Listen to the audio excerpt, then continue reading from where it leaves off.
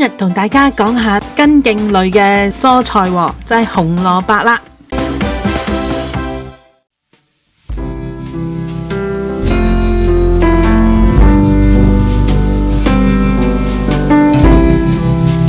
咁紅蘿蔔咧有咩好處呢？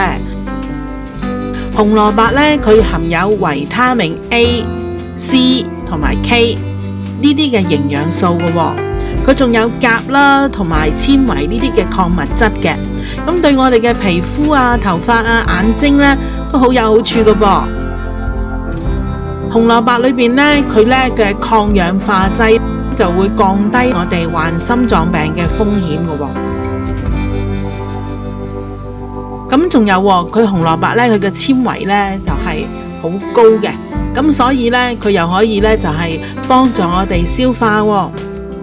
紅蘿蔔裏邊咧有一種叫做胡蘿蔔素，呢個胡蘿蔔素咧係會喺我哋嘅人體裏邊咧會轉化成為維生素 A 嘅，咁咧對我哋咧就係嘅視力啊好重要嘅一個營養素嚟嘅。咁一般嘅研究咧，由於個胡蘿蔔素佢個抗氧化劑咧會同其他嘅化合物混合，變成咗一種咧就可以預防某一啲嘅癌症嘅。紅蘿蔔裏邊嘅維生素 A 咧，同埋某啲嘅抗氧化劑合成咧，就會改善咧我哋大腦嘅功能啊，幫助我哋嘅記憶力嘅。咁胡蘿蔔素咧，同埋維生素 A 咧，對我哋嘅皮膚好有益處嘅喎。咁咧會咧就係減低咧我哋患皮膚病嘅風險嘅喎。咁胡蘿蔔咧，佢嘅天然嘅糖分咧，佢食咗之後咧，佢會慢慢咁釋放喺你嘅血液裏邊嘅，所以咧唔會話你一次過食咧，佢就會令到你個血糖咧突然間飆高好多啊咁樣嘅。仲有佢裏邊咧嘅維生素 C 咧，對我哋嘅免疫系統咧都係有幫助嘅。仲有紅蘿蔔咧，佢嘅纖維咧，仲可以幫我哋咧清潔我哋嘅牙齒啦、牙根啦咁樣喎。咁亦都可以減少咧我哋患嗰啲牙根嘅疾病啊，同埋蛀牙個風險嘅。既然咧紅蘿蔔有咁多嘅好處，咁我哋用點樣嘅方法嚟到煮呢？咁呢個蘿蔔咧，我哋可以生食嘅喎，亦都可以熟食嘅。咁佢咧煮法咧亦都好多嘅，咁咧有啲人咧就中意咧就放落去焗爐度焗啦，咁啊加啲橄欖油啊、鹽啊、胡椒粉啊，咁你就嚟烘一烘焗一焗佢，咁就拎出嚟食噶啦。仲有咧，如果你焗嘅紅蘿蔔咧，佢會有一種天然嘅甜味咧，有啲少少嘅焦糖味咧，咁都好好食噶噃。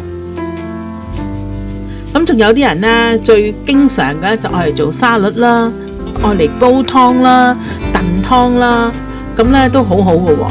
但係記住啦，我哋愛嚟炒菜啊、整下啲沙鍋啊、做下鬆餅啊、蛋糕都好好嘅。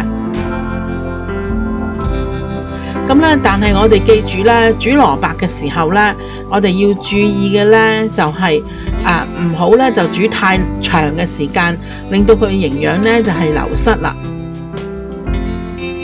咁我哋煮嘅時候咧，令到佢咧就係啱啱咧就係變軟咧，咁就係最好噶啦。